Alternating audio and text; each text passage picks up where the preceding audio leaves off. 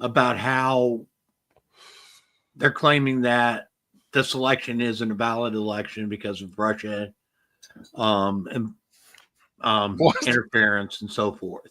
Oh my God. But the interesting thing I find on that is there's not been one single case or suit filed claiming that the 2025 election is invalid.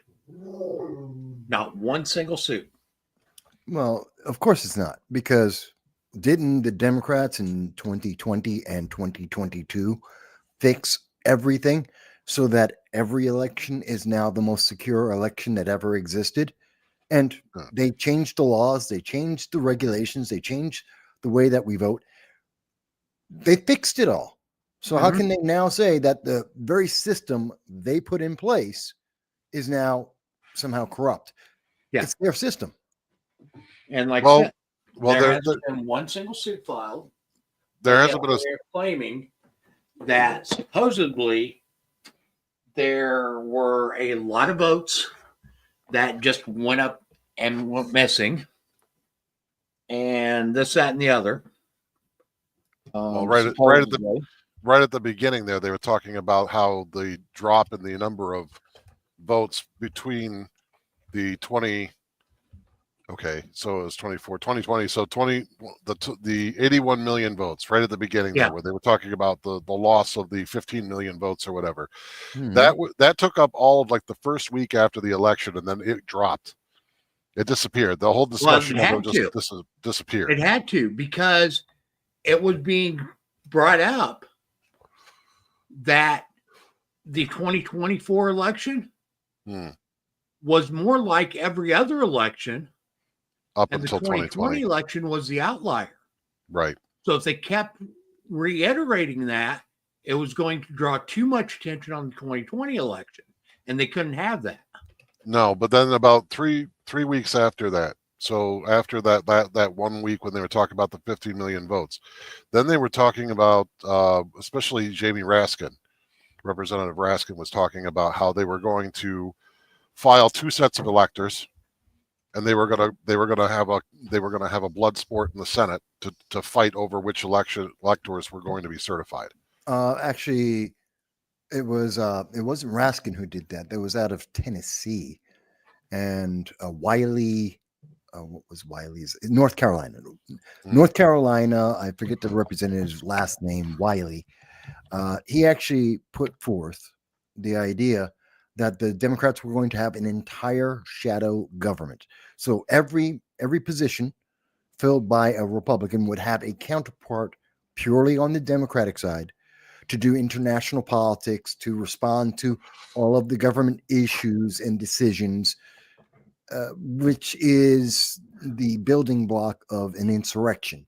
They're building the infrastructure of an alternate government to replace the actually officially elected government. But even that ended up fizzling out. Like that discussion has it's if it isn't being discussed publicly, it's been placed underground, and it's completely underground that they're talking about this now. But it's left the news cycle. There is no news cycle on it. Well, now there's a big push that Trump is ineligible, which they started pushing this prior to the election, due to the 14th Amendment, and because he supposedly participated in an insurrection.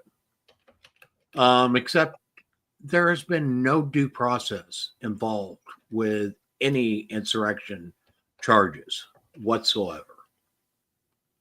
And that's when they bring up Article 3 of the 14th Amendment, they purposely neglect the first article of the 14th Amendment, which is the one that requires due process before anybody is deprived of any of their rights. Yeah. It's interesting that where they're trying to focus attention, we've been seeing this for a while, that they're trying to shift the attention of the public so that they can excuse some of the things that have been done and that Democrats are planning to do. And I think that's kind of sad. I mean, at this point, if on January 21st, 2025, first day of Trump's administration, if he doesn't rescind or repeal the 19th Amendment, the 13th Amendment, the 14th Amendment, if he doesn't, the 12th Amendment, if the Constitution and the amendments still exist after the 21st, I will be sorely disappointed, because all of the mainstream news media, the left-leaning news media, have been guaranteeing that Black people are going back in chains, women are going into the kitchens, no more rights will exist, and we will suddenly be in this authoritarian government, unlike the democratic authoritarian regulations, a brand new authoritarianism that no one has ever, there's no evidence of it. No evidence of it. But if it is, but they've been telling us this, they promised it. I mean, I don't get it. I don't No, understand. in fact, the Democrat side has been fairly silent. I mean, as far as the news goes, they've been pointing to a lot of external and internal unrest and focusing on that rather than whatever the Democrat Party is doing. Like the last big hoo-ha was the mass pardonings of all predecessing officials in different capacities within the federal government. And that was the last thing that you saw that the Democrat Party was pushing, was all these pardons so that they can't be taken to court on federal charges by the Trump administration when he finally gets into office. That was the last thing you've really seen. Anything else has been about H-1B visas and what, who's supporting that or who's not supporting that. There's been the astroturfing of a right-wing civil war inside the party. And instead of like it just being a passionate discussion about our broken immigration system and how it needs to be revamped, they see it. They've been trying to sell it as a civil war. You're seeing now a bunch of violent altercations. The latest being the New Orleans massacre with the vehicle that was rented and led into the country 2 days ago. What else? The happenings of China. What? Okay, New Orleans. What was let into the country 2 days ago? There was a truck that crossed the border that was implicated in the New Orleans massacre. It was driven by an American. Yeah. But it was rented and driven across the border 2 days ago. Then it was let through. It had Texas plates.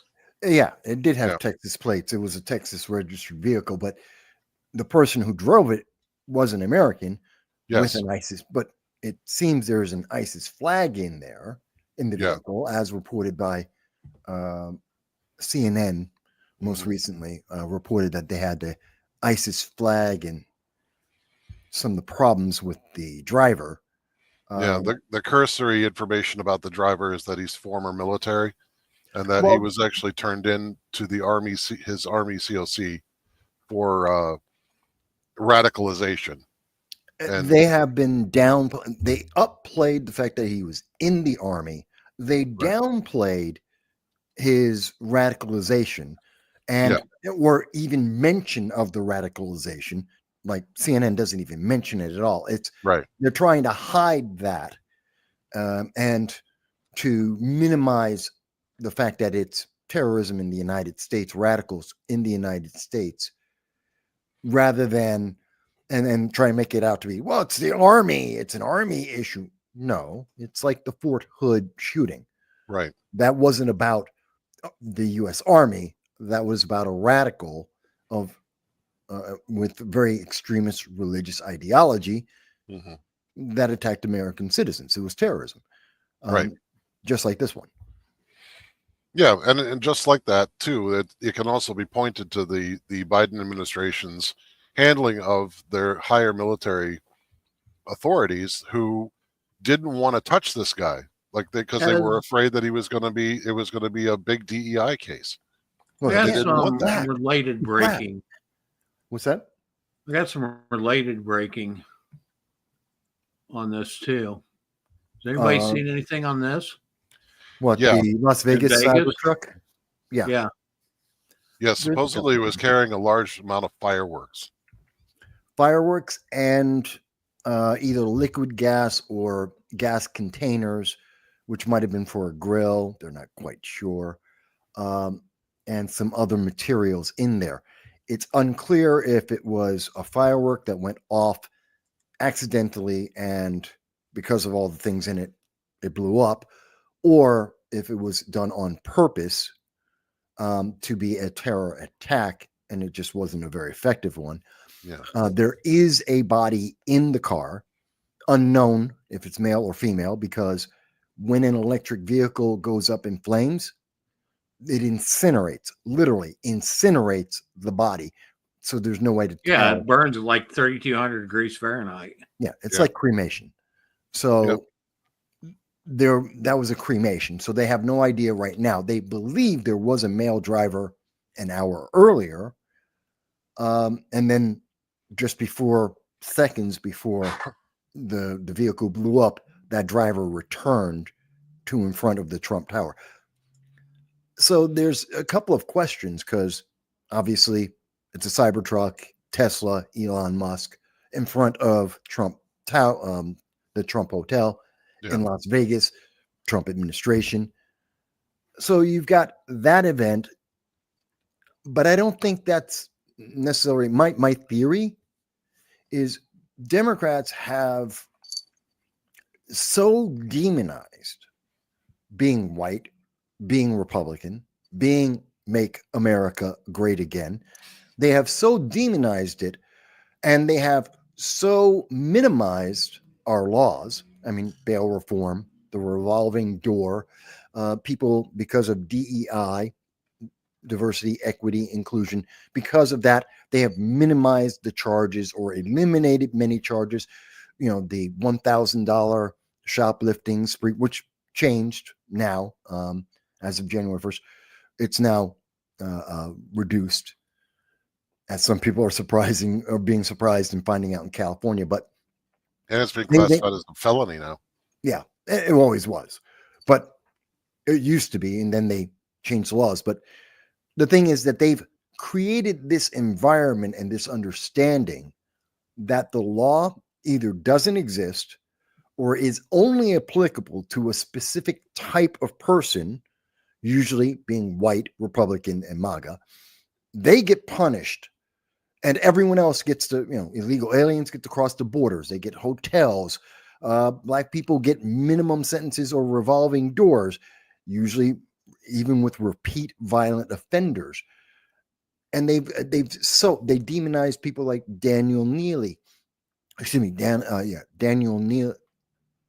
Penny for the death of Jordan Neely, even though it was self-defense, and they're perfectly fine with demonizing him and trying to throw him in jail for life, even though he was defending other people, and it wasn't an attempt to kill anyone. And there were 3 men involved, and it wasn't racial because of the makeup of everyone on the train.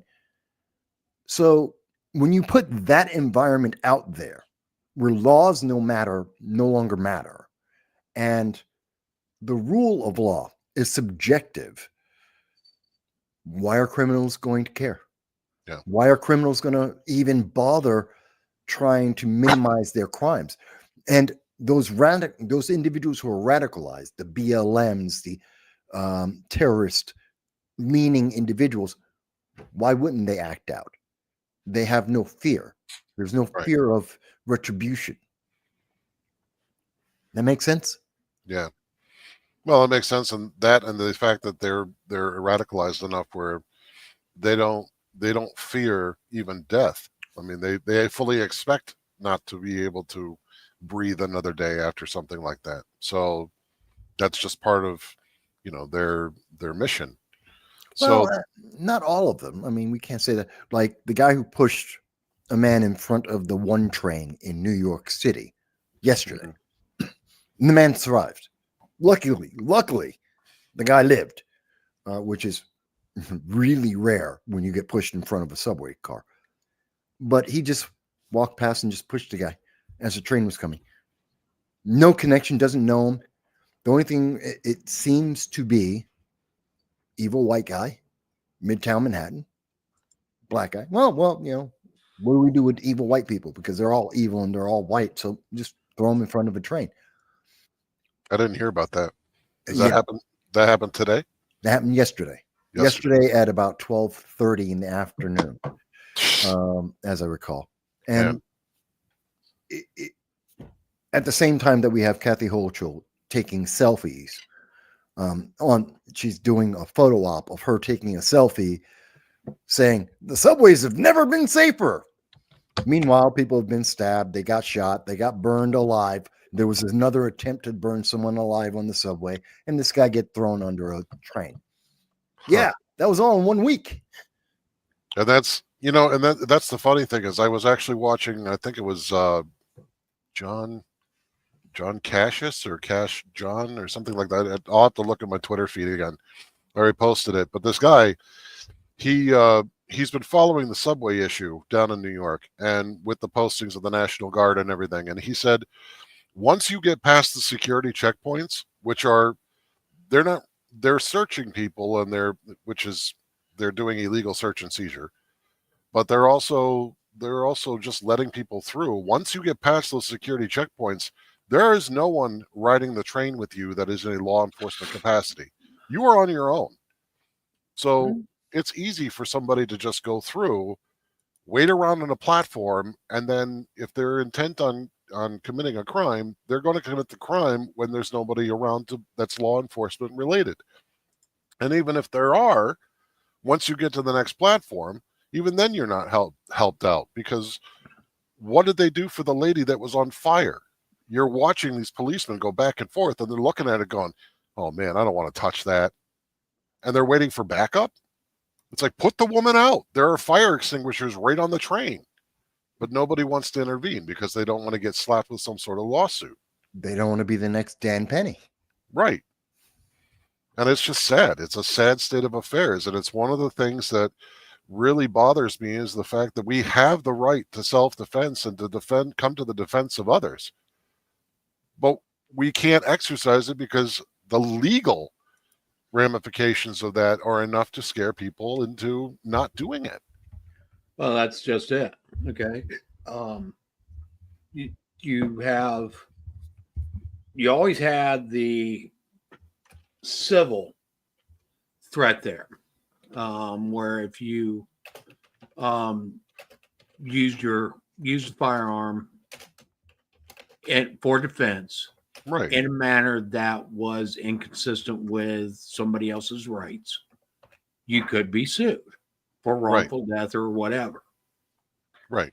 Okay. And that's always been there. Right. In fact, now that you have the possibility of facing criminal charges, and oftentimes it's automatically assumed that you're a criminal if you by summary judgment do act. Yeah.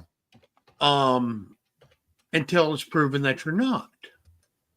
Okay, we have literally transformed this country from being, in many ways, from being a country of we the people, where the people operated the government and the people held government accountable, to a government that is operated by the government, right? For lack of a better phrase, so to speak, by the elite that oversee the people and hold the people accountable. And that's never been what our government was supposed to be. We've gone from where it used to be that you're innocent until proven guilty. Right. Now you're guilty until you prove your innocence. And that is in every realm. And I mean, Kamala Harris even so much as said so. With the stroke of a pen. Yeah. Okay. And that's all it takes. And you can literally ruin somebody. And the charges don't even have to be true. They can be fabricated. and automatically you're classified as guilty of them. We saw it play out prior to the election with Trump in many realms. We've seen it play out in other areas. We have more people in jail right now. I get last estimates say that about 20% of all people incarcerated currently are not guilty of the crimes that they were accused of. Yeah. But they couldn't prove their innocence, so they got thrown in jail. Taken and accepted plea bargains, even though they have done nothing wrong, because they didn't think that they could fight against the charges that were being waged against them. Yeah. Mm-hmm. That they didn't have a defense against it. We see this going on and on and on and on. Okay, and right now there's a lot of people that are wrongfully incarcerated, that are wrongfully charged, and are put into a situation where they have to literally roll the dice and hope that they are exonerated for something that they didn't do. Right. Or take this plea for some lesser crime and so they weigh that and they look at the risk versus reward scenario. And oftentimes with the way the prosecution presents it, with the way the cops are going at them, using lies and fabrications about what evidence they claim to have that they don't actually have, against these people, that they don't feel like they have any recourse. They don't have any type of defense. Yeah. Against this powerful government. Essentially, what you're seeing is that the country has changed from citizenry to subjects, which is the same as any other government around the world. They don't really have citizens; they have subjects because they're subject to the government. And I'm going to do a little promo here for us for just a little bit, because this is important. And it's not just for the Liberty First Foundation. It's for every organization out there that is fighting to restore the proper balance and get us away from this authoritarian government that we currently have in place. Okay, folks, we can't do it alone. Our voice is minuscule as individuals, but we can, as a whole, start transforming our government back to what it should be. And I don't care if you're on the left. I don't care if you're on the right. I don't care if you're in the middle someplace. Right now, we're all fed up with the government. You go on Twitter, you go on Facebook, you go on any of them. You look at any of the political posts. I don't care what side they're coming from. All you see is this hate, this discourse about how bad the other side is. When it's all bad. And that just proves that we have a government, regardless of which side's in power, we have a government that our country does not trust. No. Okay? And who's to blame for that? We, the people, are the ones that are blamed for that. Okay? Because we are not living up to our responsibilities and obligations to hold our governments accountable. So get involved. Okay? Quit blaming the government for the woes that we are facing right now and start looking in the mirror. Because we're the ones that are responsible for our government. The government won't reflect us being America first if the people are not there to say that we're American first. Well, that's one of the problems. One of the other problems is we have to pay attention to the legislation. Right. Dan was mentioning it in the commentary, in the comments. And she had mentioned, where is it? Yeah, Well, that's just it. Hochul with the environments of the fuel. Yeah, the Okay, fuel companies. She's got three big legislations that she just signed. The temperatures in schools cannot be in excess of 88 degrees. There is the consumption tax or congestion tax in New York State. And there's also, New York City. And thirdly, there's this legislation about fuel to protect climate change, because climate change is, of course, the most important and most dangerous thing in the world. Not the subways, not terrorist attacks with vehicles, not cars, vehicles. No, it's climate change is the most important thing. No, this is all virtue signaling. This is the left trying to distract us from the very real and present concerns, and to also try and mitigate the consequences. The congestion tax. Oh, go ahead. Okay. You brought up a good point, Michael, that we need to be paying attention to the legislation. Okay. I will guarantee that 95% or more of the common citizenry have no clue as to what bills are being pushed through. Oh, guaranteed. Other than congestion tax, because New York State is they find out about them after the fact. They don't know about them ahead of time. No, not ahead of time. They know about the congestion tax because Kathy Hochul, because she wants to save money, she's spending money to advertise on social media a bunch of commercials about how great and how much money is going to be saved by the congestion tax, which means we're spending money to save money. It doesn't really make a lot of sense. It's a stupid idea. And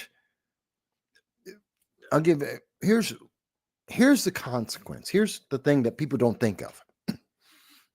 Because they go with the emotion of the moment. Oh yeah, climate change. I want to protect the environment. Yeah. So we're going to increase the cost of energy in the middle of a winter. We're going to increase the cost of energy for heating homes and vehicles.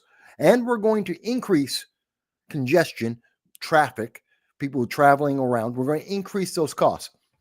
But we also just trained every person under 40 to not cook. They don't already have, we already got rid of home ec. They don't get trained this in college. They don't know how to cook. They order everything. Here's your meal ready meals delivered to your home every week. We're going to have Uber Eats deliver food to you every single meal. This is because of the pandemic, the training that they've been given, and the lack of skills they have been given. What's going to happen when you increase the cost of transporting that food and the energy to make that food and to transport that food? Are poor people going to be better off, or are they going to be worse off? No one ever asked that question in the mainstream media, so the average person doesn't ask it, and then go, no, we're saving the environment. You're going to starve to death, and poor people are going to freeze to death in the middle of the winter. But we're saving the environment. China doesn't care. India doesn't care. 30 countries in Africa don't care. You're not saving the environment. So you've done nothing except make poor people more poor, made young people less cash. Well, also young people even more poor because they have no skills. And you've done nothing to actually solve any of the problems that you had. None of the problems are alleviated. And we think that's good government. And when progressives and Democrats will tell me, that's good government, Mike, because climate change. You haven't fixed climate change. You haven't fixed the debt at the state level, at the city level, at the national level. You haven't improved the quality of life for people who can't cook for themselves. You haven't done anything to improve the situation. I've never thought about it that way. I don't even know what to say to that. You know what I mean? And this happened across the country. I'm just using New York as the example on this, but This is happening across the country. Well, it is. Okay. And there is a concerted effort to disarm Americans. Okay. And here's the thing, folks. Regardless of what you think about guns, the truth of the matter is once we are disarmed, we are powerless to stop our government from doing stuff. Yeah. Yeah. Okay, we're powerless. We then lose all control. Okay, and that is why the left is orchestrating so hard to remove the Second Amendment out of the Constitution. Which is ironic considering that they're Marxists. And even in Marx's own words, basically, the workers were never to be disarmed, and they were to use every means possible Actually, to not be disarmed. More of what they are promoting and stuff isn't so much Marxism as it is Stalinism. Yeah. That would be more accurate to it. Yes. Okay, DEI is Stalinist. Mm-hmm. Well, it's not just the DEI, it's the entire, there is a indoctrination in our education system. Kids are going through the system and they are coming out, and we've seen it since 2020. Parents have found out what their kids are being taught. We've now found out, because of the explosion of social media, the libs of TikTok, and we see the things that are on Blue Sky, the maps of Blue Sky. In other words, minor attracted persons on Blue Sky. We're seeing what is being introduced to the youngest of our kids at the youngest of ages. We have to tell the kids in kindergarten about the teacher's escapades over the weekend. Now, it doesn't matter what gender that teacher is. It doesn't matter what sexual preference that teacher is. Why does the kindergartner need to know that? Oh, but we have to tell them this for some reason. And what we're seeing is the culmination of that is a very controllable and stupid's the word, a stupid population. And I say not ignorant because they know there's a constitution. They know there's an amendment. They don't read it. They won't read it. They'll listen to someone talk about it for 30 seconds and they assume, well, they're popular, so they must be right. It's kind of like what we used to think about TV back in the 70s. Okay, Walter Cronkite, he's on TV. He's known. He must be right. It's on TikTok. A lot of people are watching it. It must be true. No, not at all. But it is enforcing that mentality that obey, don't question, and they're stripping away our rights at every single step. And like I said, with the example of New York, we get nothing for it. This year, I'm going to sound like a broken record, and I do not care. Because until I get it drummed through your heads that we are the ones that have to take action in order to change this, I will not stop. Yeah. Okay. We can repeat about this over and over, and we keep repeating the same things over and over and over and over. Okay. About what's going on. And if you look at what's going on in our government, the same patterns are happening over and over and over and over again. It's the definition of insanity. It may just be a little different as far as the specifics go, but the principles are all the same. Yeah. And why is that? Is because we are allowing it. Yeah. It's not enough to go to an election like in 2024 and then give the popular mandate to a president to say, stop the nonsense, and then walk away and expect them to stop the nonsense. People need to curb their expectations and stop thinking like, we got Trump elected, that's the end of the fight. That's not the case. if anything, we need to double down as the people and keep track of those that we've given the mandate to make sure that they follow through.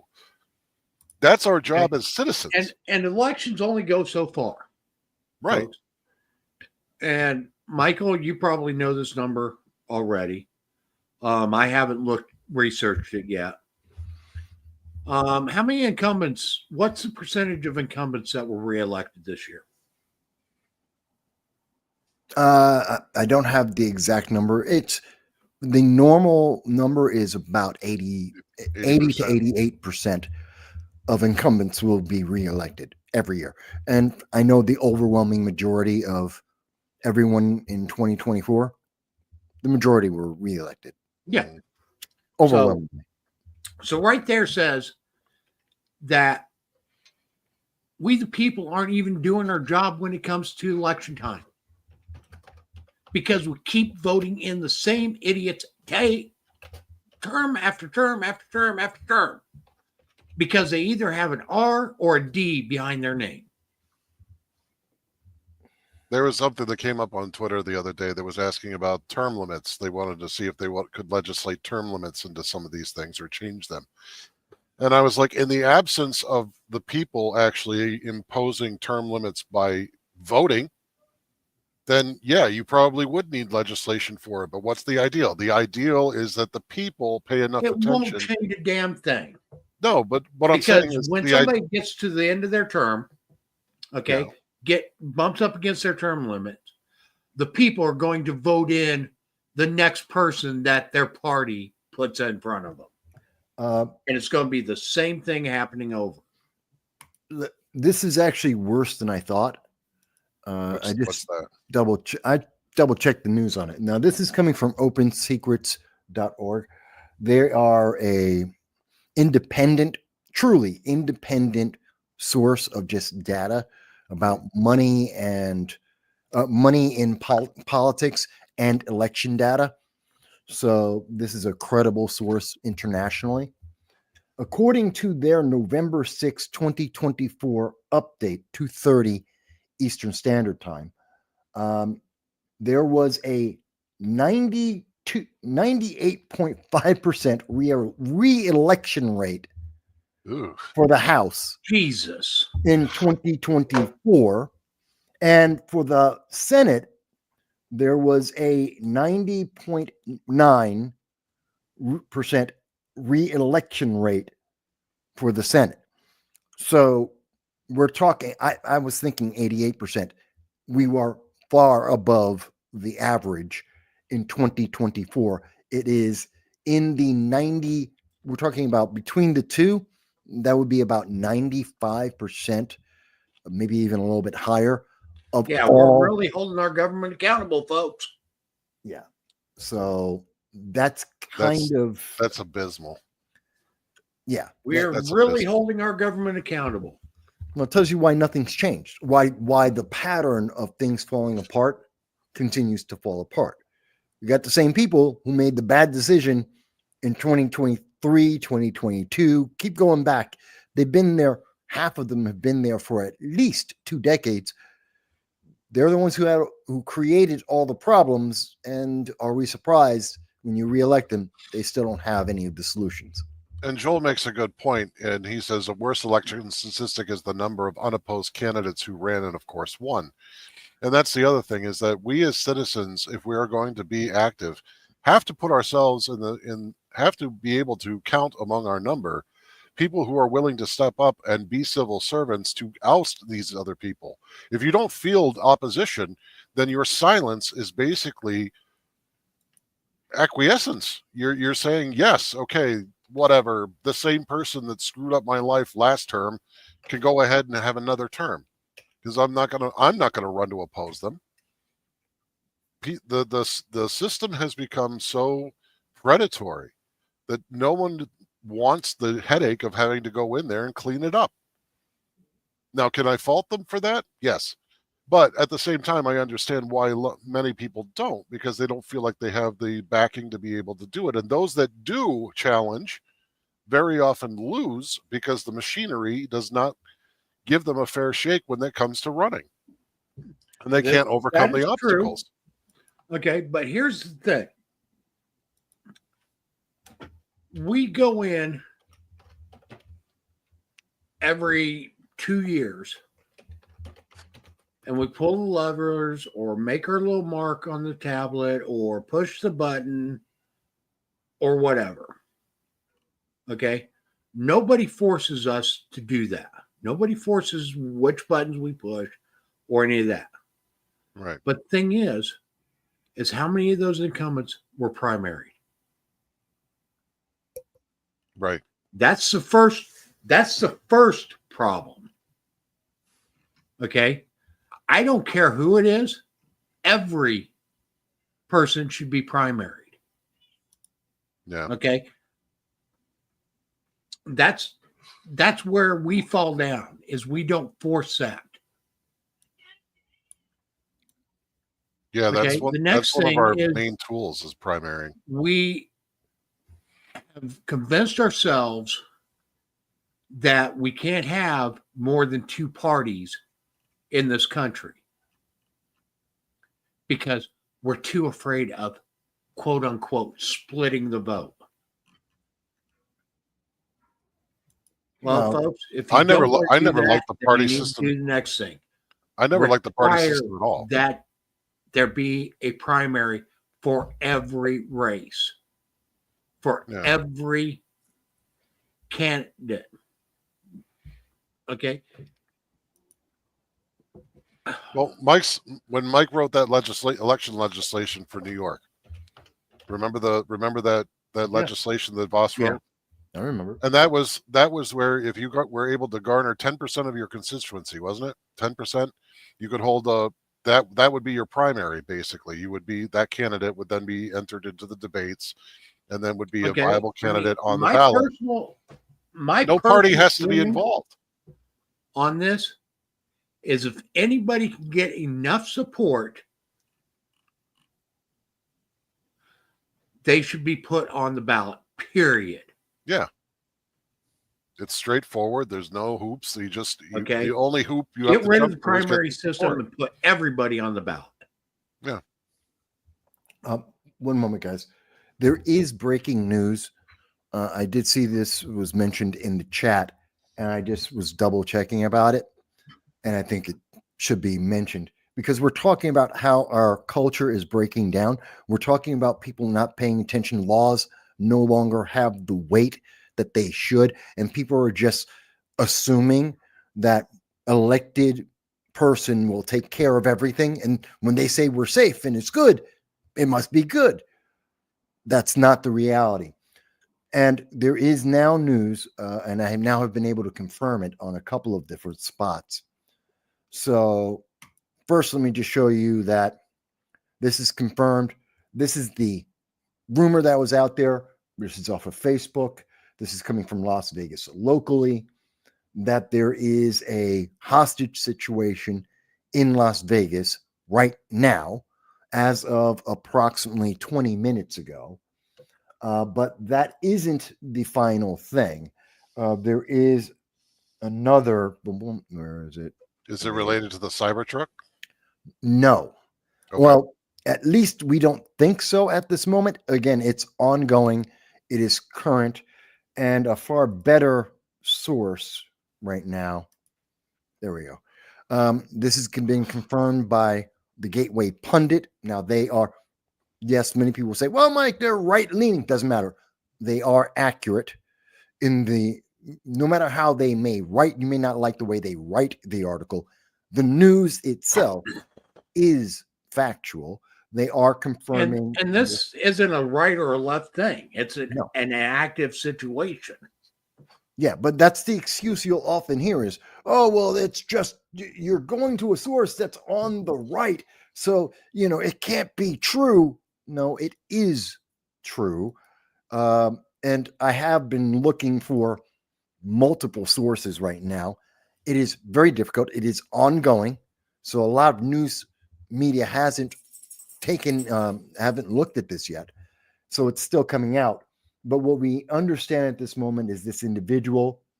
This is on South Fremont Street in Las Vegas. As I said, it started about 20-ish, 30-ish minutes ago. SWAT is on the scene at this time. It is unclear if this is connected to the Cybertruck explosion that happened earlier today. There's just not enough data. We don't know, but it is happening right now. And I think the thing that's most important about it is, why are we seeing these things? These aren't things that normally happen. We don't get hostages normally, especially on New Year's Day, but that's not a common occurrence across this country.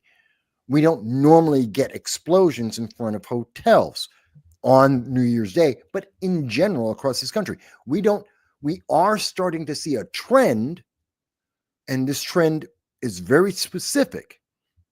Leftists and or individuals of a radical religious ideology using their cars to run into crowds and kill people. That is a trend. That is becoming a trend. It's almost, in fact, in every case I'm aware of, going back to 2017, every time we've seen it happen, and it's happening more now than it had in the past, it's always a far leftist going into a crowd every single time. Why are these things happening?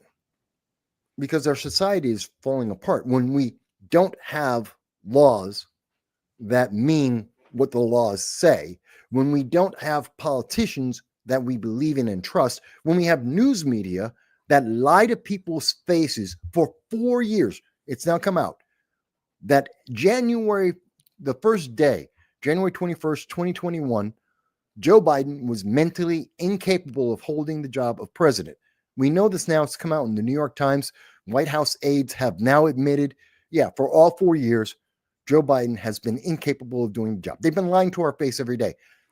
When you have no trust in media or government, and you have no results, we start seeing radicals using vehicles to go and run over crowds. And I have yet to hear any Democrat say, oh, well, we've got to ban all the cars then, right? Because, I mean, that's what they say about every gun crime. Oh, you used a gun, people died. Oh, they used a car, people died. No more cars. Get rid of all the cars, right?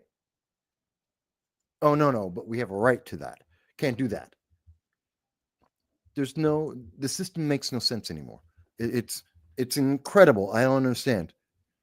And that's why we're seeing these things happen more now, is that the system is falling apart. It is breaking apart. I think that's also a reflection of our culture. Like one of the things that holds a nation together is the homogeneity of its culture, and we don't have it now. We used to have a sort of civic nationalism that was able to unite people that came here from abroad, people that were born here. And when you came to America or you were living in America, you were an American, and you believed in this sort of civic nationalism that held the entire country together. We believed that we had a system that protected individual rights, that free exercise of those individual rights, and the system worked. It provided prosperity, it provided security, both in person and in property. We don't have that anymore. Now what we have over the course of the last 80 years is this culture that has said, no, you must be segregated, you must be placed along lines of either race or ethnicity or culture. And America is the civic nationalistic culture that used to hold America together is a bad thing. It is a terrible thing. It is an evil thing, and we need to divest ourselves of it. And in the divesting of ourselves of it, we have now put into place a system that is rife with corruption, rife with authoritarianism, and the only thing that can kind of control the downward death spiral of the United States is an authoritarian government. And that's the mindset that these people have. And it's our job, and one of the missions that we've taken on as the Liberty First Foundation is to say, no, that is not the case. The reason we have this problem is not because we have killed the idea or that the idea didn't work. It's because we left the system alone and divested ourselves or abdicated our responsibilities as citizens, and the government fell apart as a result of our inaction. This is why we need to bring back the culture of America and liberty first principles that were signed and ratified by the Constitution or within the Constitution. The thing is, we've got a government that's out of control, and we've got people that are complacent in being out of control. Yeah. And user's correct. You can't import people from nations who hate the host and expect it to be stable. That's true. But that's why our immigration system is broken, because the people that are coming here are not coming to assimilate. They're coming to loot. They're coming in a sense. They're coming to loot, and they're coming to divest us of our wealth and send it home. That, okay, user put this out. Okay, but it's still the fundamental issue is we, the people, aren't involved enough in our governance. And this, what user says, is one of the results of our non-involvement. Right. Well, it's not a new thing, by the way. No, it's been going on for a long time. Well, as an example, the H-1B visas, which everyone heard about in the last week. That was a good video, by the way. I just want to say. Most people don't know. I did a video about it. H-1B visas has been an issue that I have been following, and many Republicans have been following. Since the 90s. Since 2013. Yeah, it's been over a decade. And Democrats don't talk about this because they don't care. And the big problem is it's a question of money versus immigration problems. Now, the fact is we have 6 to 1 Americans who have STEM degrees, but they're expensive. And according to all the polling, half of the Americans that are going into STEM, they can't do any work. They're horrible at the job, and they get fired because they have no skills. As opposed to overseas, like India, where 74% of these H-1B visas come from, they're coming in and they've had to work their life to get to this point. So they come in, and about 10% of them become illegal aliens. They stay over the visa.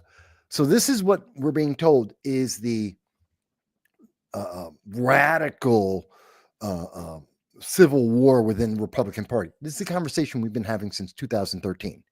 Democrats are happy to have the same number, 85,000 visa people with visas or more. They don't care because that feeds into illegal immigration. The thing is, when we're looking at this, India doesn't hate America. 74% of all the H-1B visas come from India. India loves America. They love America. And by the way, the real high-tech jobs in STEM that go with H-1B visas, it's call centers. When you call in and you get Punjab, who's talking on the phone with you, yeah, that's a STEM job, believe it or not. That's the high-tech jobs they're talking about.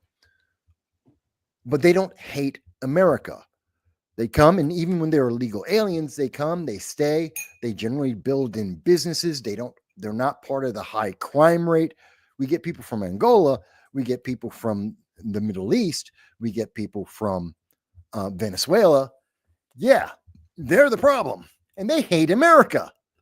Yeah. So, I mean, if we're talking, but people don't understand, there's 2 different arguments here. H-1B visas, there's an immigration component. It's about money. It's about the economy. But we're lost. People haven't paid attention to it. All they see is the headline. Oh my God, Republicans are going crazy about this. It's never been talked about before. No one's ever talked about this issue. No one knows what it is. Yes, we do. We've been talking about it for over a decade, 11 years. This is not new. This isn't surprising anyone. It's been an ongoing argument. And it's a question of what's the biggest impact? Is it worth it to the economy? Is it going to be too much? Is it going to tip over immigration? But the public doesn't know and they don't pay attention. They're getting a 30-second headline and they're saying, hey, that's all we need to know. Because Kathy Hochul said it was bad and CNN said it was bad. Yeah, these people also lied to you. We know this for a fact. They've now admitted they lied to you. The biggest lie of 2024. Joe Biden is mentally stable. Biggest lie. And this has been a lie for 4 years. And yet we have people who go, oh, I don't need to know what's going on with the laws. I don't need to pay attention to the details. I'm just going to go with the headline and trust the people who lied to my face. I don't get it. I don't get it. How can we not have America falling apart? They lied to your face. Yeah. No, because the pain, there's no pain for them to just believe in the 30-second soundbite. They won't feel the pain until it's too late. And that's the biggest problem, is the complacency that we've had for decades, hoping that the system would work that was put in place by our forefathers and you know the people that built the system and let it run. At a certain point, they trusted that the system would just take care of itself and we could just go about our lives. Here's a key indicator. Okay, because a lot of Democrat pundits on various social media platforms and so forth have been literally going off about how Trump is going to, quote unquote, tear down the government, okay, by eliminating the Department of Education and several other things. I don't think he's going to go far enough. That's exactly what needs to happen, people. Yeah. That is exactly what needs to happen. But I don't think he'll ever be able to go far enough. The thing is, the fact that we have so many people fighting to keep our current dysfunctional government in place is very telling. Yeah. Yeah. Because what's the alternative? It needs to be torn down. They look at it. These people that are saying that we need to affect gradual change, right? We've been affecting gradual change forever, but it's never been in the correct direction. Just look at the history of the performance of our government. Every time there's a new law put into place, does an old one get repealed? No. Does a bad law get repealed? No. Does it ever get enforced? No. But it's still there in case they want to enforce it. Sometimes they've stopped the leftward drift of governance.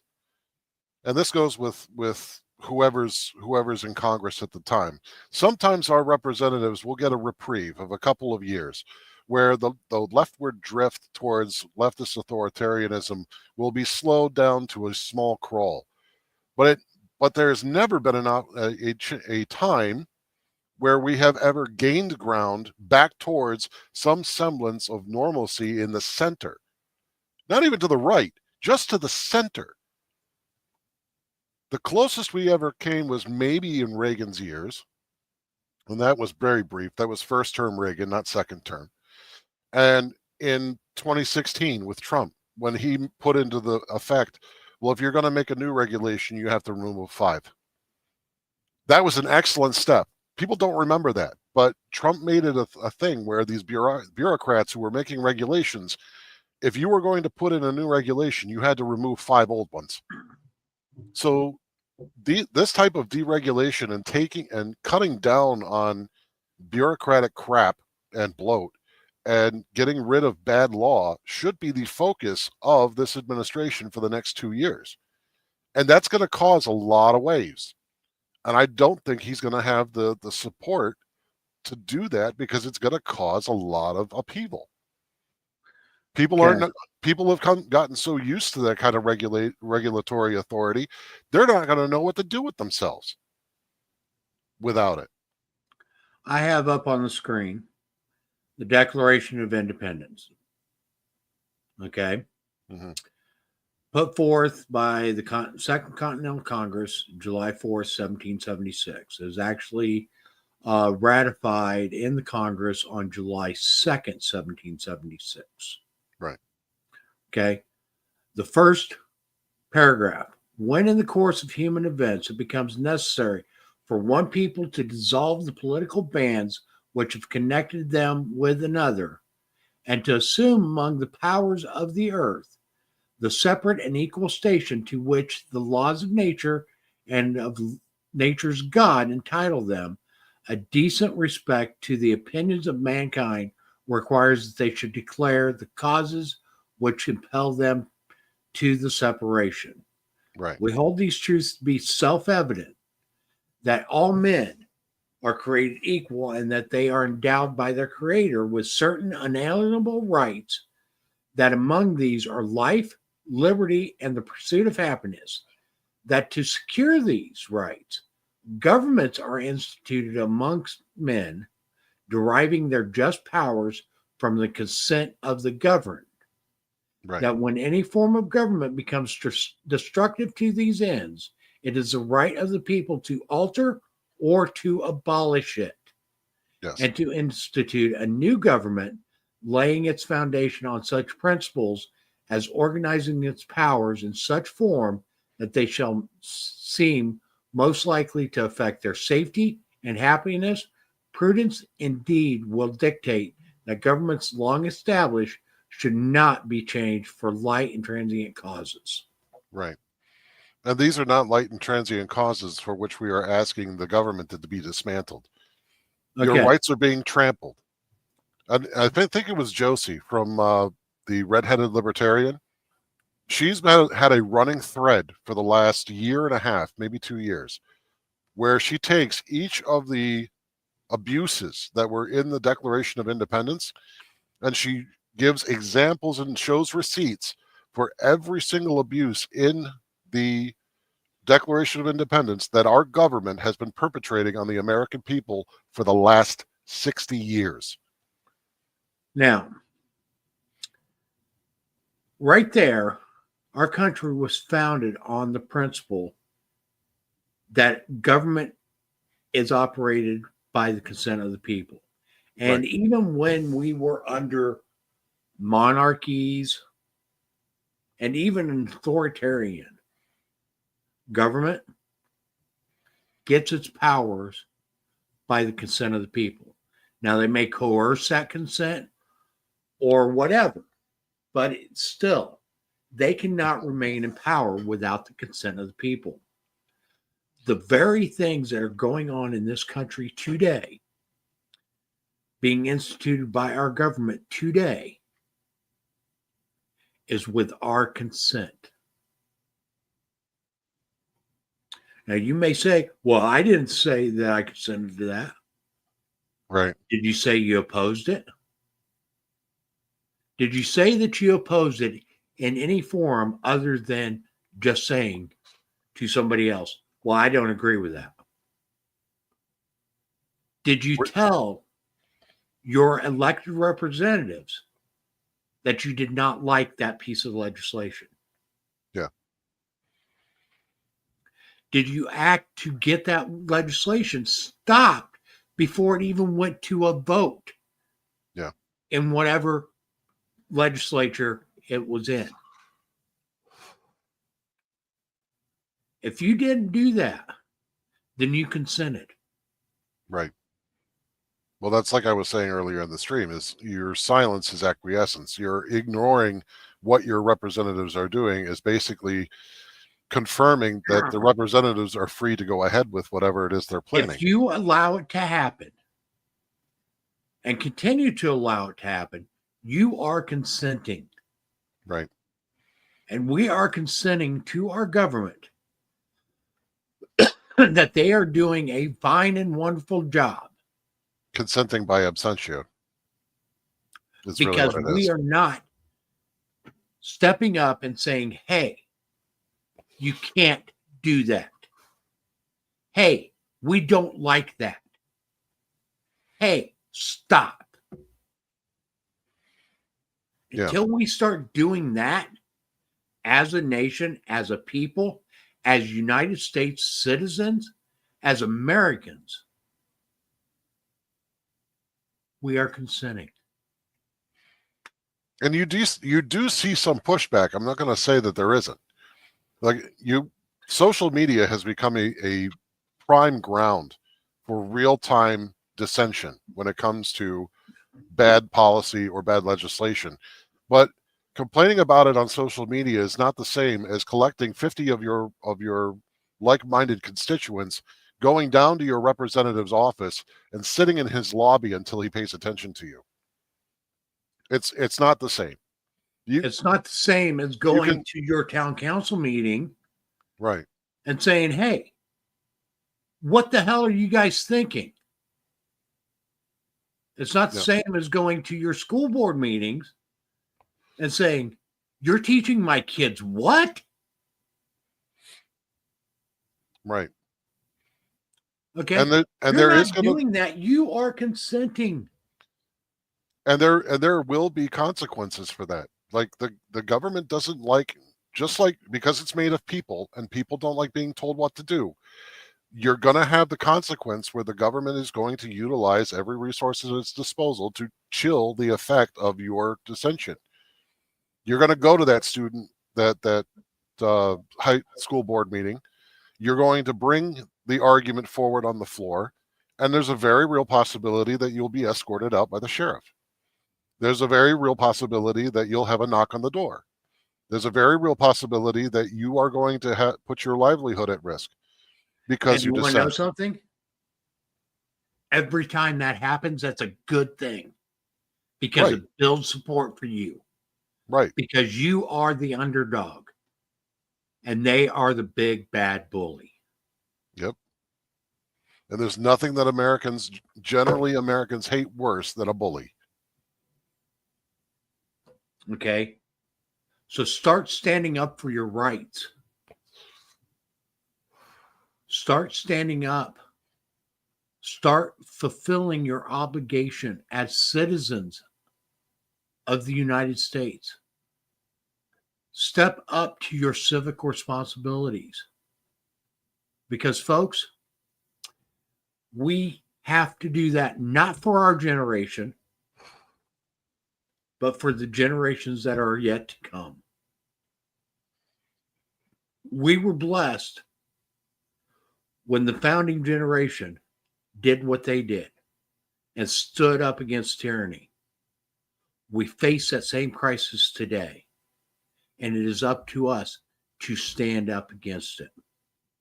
And honestly, I'm not calling for you to bear arms, no, or any of that stuff. I'm calling for you to start getting involved with your governance as citizens. And it's funny because Voss and I were talking about it, and when he comes back, we could ask him. But one of the things that we talked about is that the government doesn't care about you. The government doesn't care about me. We're older. We're going to die. What they care about are the subsequent generations, and they want those subsequent generations to be subservient. And the only way that the subsequent generations become subservient is if they don't see an example of what it means to be a proper citizen. Well, the way future generations become subservient is because current generations refuse to do their civic duty. Right. And there's no example to follow. Like that's the thing, is like much of our education is about imitation. So if you don't have any examples to follow of what it is to actually be a citizen and utilize every means at your disposal to there's plenty of examples. Right. But Okay. I'm saying in terms Go of the to current YouTube and search for people at school board meetings, at town council meetings, airing their grievances. But your current generation will not do that unless you show them as an example of why it's important to do so. It comes down to the family unit. Like if I myself never discussed politics with my family, and I never taught my kids where to go to look at the information, they may come across it in their timeline from once in a while, but they're not going to go actively look for examples unless I tell them why the examples are important. And I teach them that they need to look out for these things because it shows that our country is still working, our culture is still working. And true, we need to be teaching our children how to do this. Right. Okay. And the thing is, if you don't know how to do this, history is filled with examples. But you got to make sure that you're pointing to history and to get them to learn it and why it's relevant. One of the biggest failings that I found in the education world when it comes to teaching history is that they're all about teaching these big events, but they never draw any kind of relevancy between why it's important for the person that's sitting in that chair right now trying to learn this stuff. One of the greatest things that ever happened to me and it happened while I was overseas, because I was overseas learning. I was on a student visa while I was overseas. And I actually took an American history course from a foreign perspective. And it was only then that I got the relevancy of why history was so important. Because my teacher at the time didn't just teach us facts. He taught the context within why those facts were important and their relevancy to how I got to be sitting in his classroom that day. That is a critical component of historical teaching that you don't get through the modern education system today. I've seen it. Now, we're going to be changing the format of our weekly roundtables. Yeah, we are going to touch on some of the events and stuff. Okay, mostly to use them as examples and so forth. Right. But this next year, we're going to start turning this into more of an instructive forum. Edutainment. We're going to be using it as edutainment. Okay, because folks, honestly, we need to start getting people organized to start taking our country back, to start restoring the power back to the people as it was intended. Yeah. Okay. Quit relying on government to fix our problems, and we need to start fixing our own problems. And one of the first areas we need to start fixing problems is in our government. Yeah. Okay. Because government's not going to fix itself. That we've seen. Okay. And it's been proven out. It's time for us to fix the problem. And even even changing the government is even more abstract. Let's start even smaller. Let's start with your home life, your own life. Like if you can't reconcile a culture or promote a culture of at a cultural level of liberty first principles, then trying to change the government is a monumental exercise. It starts with you. It starts with me. I learn something new every day, and I keep at it every day because I want to understand what it means to be an American citizen.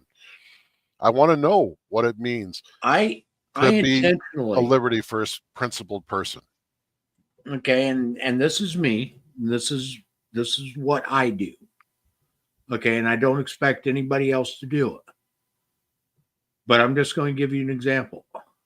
I very rarely listen to any type of music.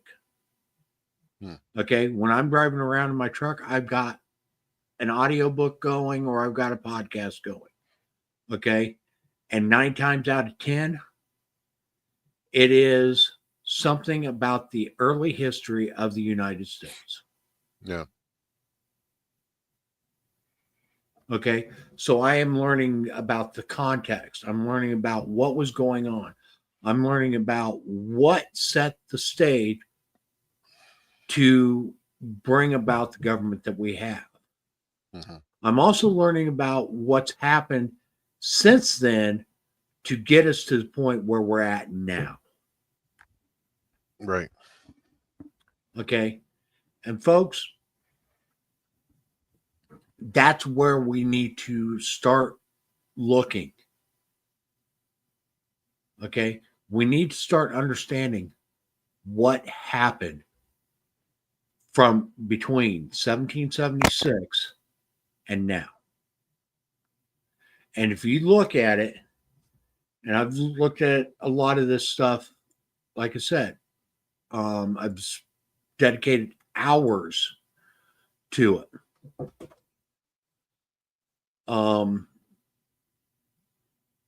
A lot of what was going on pre-revolution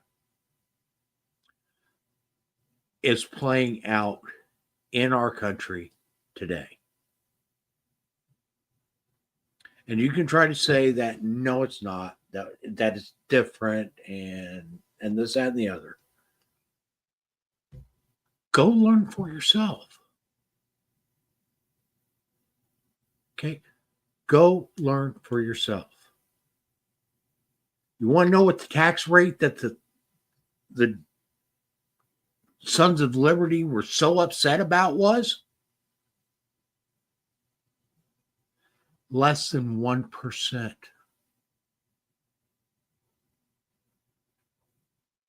It was less than 1% that caused the Boston Tea Party.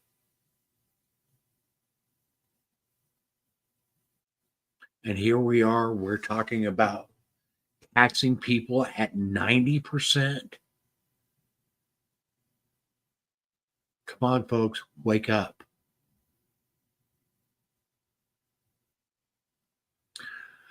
Okay, folks, we're going to go ahead and wrap things up. We're going to be doing these shorter, mainly because we need balance. And also we need time to gather information and so forth. We do enjoy our time with you. And again, like I said, we're going to start coming at this more with an educational entertainment type of format. Because honestly, you can get the news from anywhere. Yeah. The thing is you need to start getting the tools in order to start affecting the change that we need to see. And that's what we need to do. Okay, you find us here every week, Wednesday night, 8 p.m. Eastern Time. Folks, get involved. Join organizations. Start organizing. Start setting up things in your neighborhoods. Okay? Let's get this country back to the foundation that it was founded upon. Okay, and we have to do it. We can't expect anybody else to. No, and the other part of that is if you don't do it, say you don't get involved, you don't want any part of it.